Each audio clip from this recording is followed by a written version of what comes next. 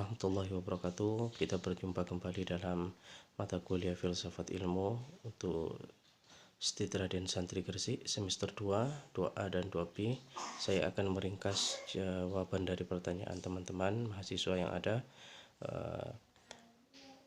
Yang pertama yaitu tentang cara menerapkan islamisasi ilmu pengetahuan dalam pembelajaran. Terus yang kedua adalah munculnya islamisasi ilmu pengetahuan. Terus yang ketiga adalah islamisasi dan pengilmuan Islam, kenapa kok harus terintegrasi. Yang keempat adalah apakah ilmu pengetahuan atau teorinya itu terbatas atau tidak, seperti itu. Langsung saja saya jawab kepada pertanyaan yang kedua, munculnya islamisasi ilmu pengetahuan. Kalau kita membaca dari berbagai macam sumber, yaitu itu dikemukakan oleh Ismail Roji Al-Faruqi dan Muhammad Nuqib Al-Attas, itu yang kemudian mereka adalah sebagai pionirnya gitu. Tapi kalau di dalam dunia Islam itu sudah pernah dilakukan, sebenarnya sudah pernah dilakukan dalam kajian filsafat, di mana filsafat Aristoteles, Plato, Socrates itu kemudian ada islamisasi sehingga masuk ke dalam filsafat Islam. Itu ada filsafat Islam, mata kuliah filsafat Islam.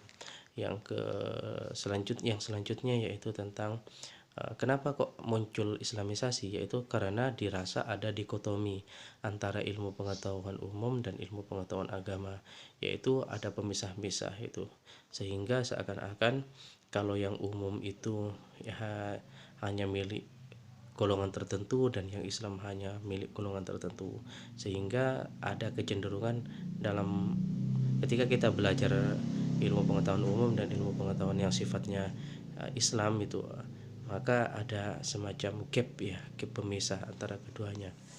Itu yang kemudian melatar belakangi munculnya islamisasi ilmu pengetahuan. Terus cara menerapkan islamisasi ilmu pengetahuan dalam pembelajaran, misalkan kita hari ini telah banyak melihat dan menemukan bahwa banyak sekali pembelajaran yang sifatnya itu umum pada awalnya, lalu kemudian karena sudah tersentuh dengan proses islamisasi, kemudian menjadi satu integrasi ilmu pengetahuan yang utuh, itu yaitu kita mengenal seperti ilmu psikologi. Maka kemudian karena ada proses islamisasi ilmu pengetahuan, jadi kita hari ini mengenal yang disebut dengan psikologi Islam. Terus kemudian kita mengenal tentang ilmu ekonomi itu kemudian hari ini maka ada pembelajaran yang disebut tentang ekonomi Islam. Terus kemudian ada tentang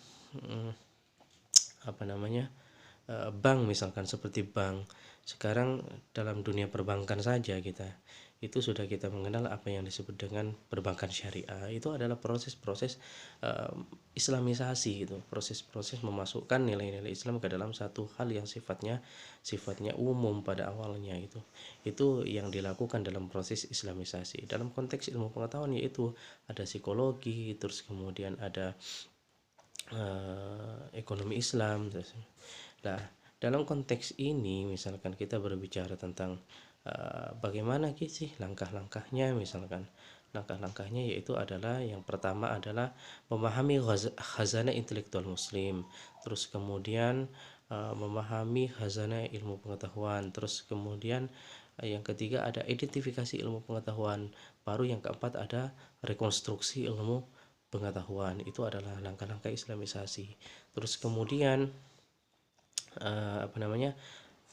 ada yang beranggapan tentang islamisasi itu sendiri, yaitu tentang bahwa islamisasi itu hanyalah satu proses memasukkan ayat-ayat Al-Quran ke dalam satu ilmu, misalkan. Itu jawaban saya. Terus cara menerapkan islamisasi ilmu pengetahuan sudah saya jawab tentang adanya ilmuwan di dalam Islam, itu seperti psikologi Islam, terus kemudian ada ekonomi Islam, perbankan yang sifatnya perbankan syariah, dan masih banyak hal yang bisa kita temukan dalam konteks pembelajaran tentang hal itu. Terus kemudian islamisasi di pengilmuan Islam, kenapa kok harus terintegrasi?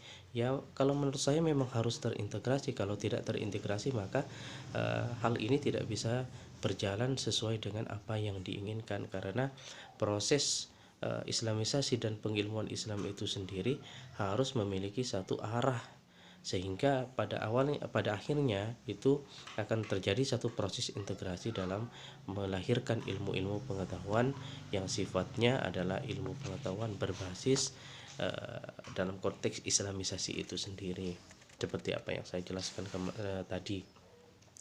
Terus selanjutnya yaitu ilmu pengetahuan, apakah ilmu pengetahuan itu terbatas atau tidak.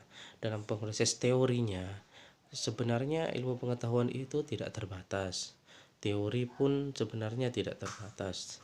Akan tetapi manusia dalam memahami, dalam menemukan teori itu memiliki keterbatasan. Karena apa? Karena ya sebagai manusia kita itu hanya diberi kemampuan seperti itu saja, tetapi kan lihat dalam perkembangannya, dalam setiap babagan zaman ada muncul teori baru bahwa itu menunjukkan sebenarnya bahwa teori itu sebenarnya tidak terbatas di dunia ini, tetapi hanya orang-orang saja yang belum menemukan tentang teori-teori itu. Mungkin ini yang bisa saya sampaikan, kurang lebihnya mohon maaf. Assalamualaikum warahmatullahi wabarakatuh.